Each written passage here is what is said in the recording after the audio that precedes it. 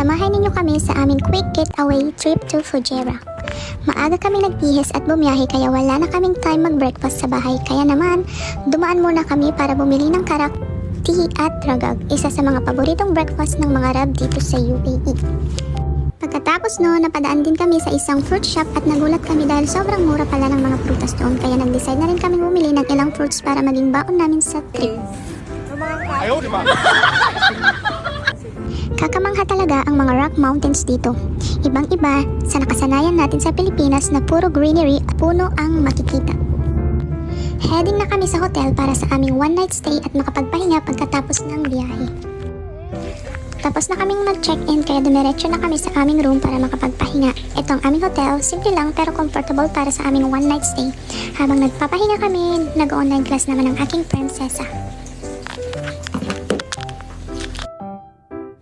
After nga ng online class niya, dumiretso na kami sa mountain. Siyempre, hanap muna kami ng perfect spot.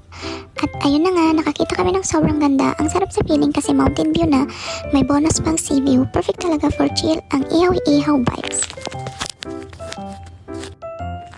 Dinala na namin lahat ng staff namin kasi medyo paakyat yung spot.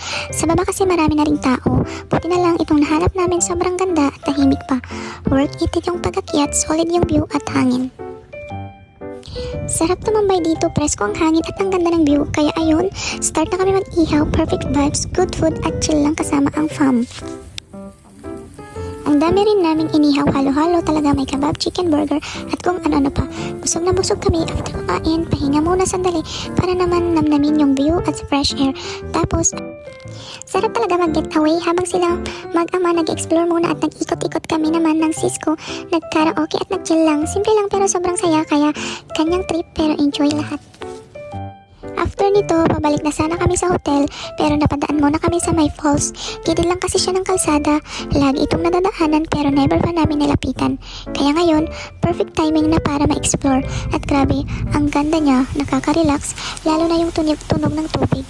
Parang nasa gitna ka ng mountain tapos sa harap mo may falls. Sobrang peaceful, ibang klase yung feeling. Tapos, ang sarap tumambay sa harap habang pinapakinggan ang pagbagsak ng tubig. Ang relaxing lang ng moment. Parang lahat ng pagod nawawala after nun. Bumalik na rin kami sa hotel, punong-puno ng good vibes at memories sa araw na to. Then, nag-night swimming na rin kami para mag-enjoy yung swimming pool. Sobrang saya at chill lang ng gabi. Kinaumagahan, nag-check out na rin kami para maagang makauwi, diretso sa bahay, matulog at magpahinga after ng long but super worth it na getaway.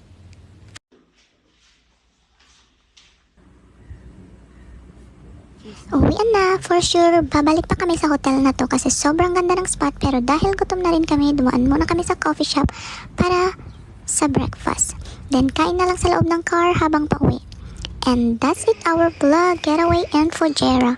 Simple lang pero full of memories, happiness, and chill vibes. So don't forget to follow me, like, and share if you love this kind of content. See you on my next vlog. Bye-bye!